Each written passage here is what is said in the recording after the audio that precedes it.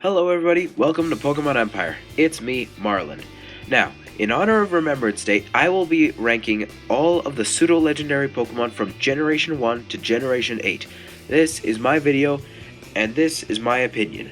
Now, I assure you, 75% of this video is going to be made up of how strong these Pokemon are in general, and what kind of Pokemon they are, along with design and just the overall meaning they have.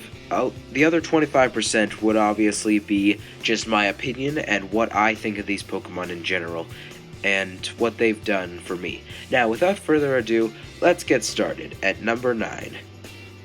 Tyranitar. Tyranitar is a very bad Pokemon, both as a Pokemon in general and type-wise. It's not even a Dragon type. Well, neither is Metagross, you might say. Metagross is not a Dragon type, and it's not supposed to be. Tyranitar is based off of a Godzilla, you also might say. Tyrantrum is based off of a Tyrannosaurus. What do you say now? If it's a dragon, it should have wings, but maybe it really is a Godzilla. You tell me. It's just confusing, and there's nothing more of it than a bad thought. Moving on. Number 8 is Hydreigon. Hydreigon is at least a dragon type, like it should be, but it's also a Hydra. Hydras have 9 heads, not 3. Also, it's a dark type. There is sarcasm. Great, pseudo-legendary. This thing is overpowered. Oh wait, it flies and is weak to fighting. I thought the point of fighting, being weak to birds, was because they can't hit them up in the sky. Back to origin. Hydra lives in the sea. I know the dark is for Hydras being ship draggers, but I don't see the appeal in this Pokemon. I don't think it's a great design. It also looks half dead, but it's not horrible type-wise, and it could take Tyranitar any day. Goodra's not what I expected to be a dragon. It doesn't look like one, and I don't think it should have the type. It is higher than Tyranitar because its inspiration of swampy dragons is showing the freedom dragon types have, like Charizard with a fire tail. But it also has no wings. Why, go ahead, join Tyranitar bottom tier if you're going to do that. But its Hisuian form is great, strong, and type is outstanding at the top age of the amazing fairy types like Togekiss and Grimmsnarl. That's not a coincidence. Shout out to Caden Goffnet for putting the first comment video idea on Togekiss. We'll get on that as soon as possible. Number 6 is Dragonite. I just can't stand Dragonite, and part of me doesn't know why. Maybe it doesn't strike the fear as a pseudo-legendary should. Or maybe my hate for Ash just ruined this amazing Pokemon for me because of how weak it feels being beside him. Or because it doesn't strike as a creative dragon. Nintendo, it's a dragon. Be free with the design. Yes, wings. Good job. Can't say the same for Dratini though. Number 5 is Salamence. There's not much to be said in the middle of the tier. Salamence is a straight up dragon, same as Dragonite. And he's still slightly boring.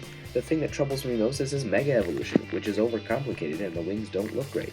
Or that there are 2 pseudo-legendaries in the same place. Which moves on to number 4, Metagross. Metagross is the second half of the double pseudos, and I like this one better. I don't think it needs to be a dragon type to be a pseudo, but the other pseudos have made it pretty clear that it should be. I love Gen 3, and Metagross is a favorite of mine. While I don't think it wins against Salamence as a dragon pseudo, I think it's the better Pokemon, and its Mega Evolution tops Salamence for so many reasons. Moonwings. But in all seriousness, the Alpha Series remake, Steel was a very crucial type. Number 3 is Dragapult. This Pokemon really captures the freedom that dragon types have with their non-existent being. Guns in its head? Guns in its head? That shoot Dreepy? What kind of monster did they make? That was half sarcasm, and it was all meant in a good way. Come on, people. Wings! Wings! I get that it hovers, but that's not really an excuse. Number 2 is Como-O. Como-O is a great Pokemon, and the design of its scales and its signature moves and Z-moves are just amazing critiques. Music is a huge scales in my life, and this Pokemon represents the amount of power music brings. Just look at the Beatles. Alola is one of my very favorite regions, and this is why. By the far hardest trial due to the huge variety of moves, like Thunder Punch for Primarina, it is by far the best dragon type I've ever seen, if not for a couple of notes. Its scales are slightly excessive, and he kinda screams emo. Also, no wings. No wings. Join the club. You're number 3. Number 1 is Garchomp.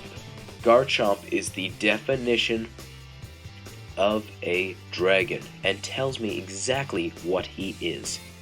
Tyranitar had that problem.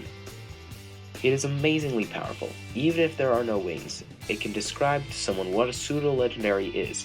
I don't prefer it generally, but it most certainly does the job as the king of pseudo-legendaries. The freedom of the design, the Mega Evolution, the axes, the color. All hail Garchomp the Pseudo King. That was a compliment. Thanks for watching, and I know I don't have the greatest critique, but I've actually been given a lot of behind-recording praise by fans. And while James, 4, and Saja do tell me that at times, it's not them I'm talking about, so I hope the rest of you can at least tolerate my judgment. Be sure to like this video if you enjoy my list and want to see more. Here's a hint for December's list. Snow is blank, but blank isn't snow. If you want to see more of this channel, we have more content on the way and content to watch from previous. Be sure to subscribe to support us and click on notifications so you know what stuff comes next. Till next month, keep your Pokemoning a must.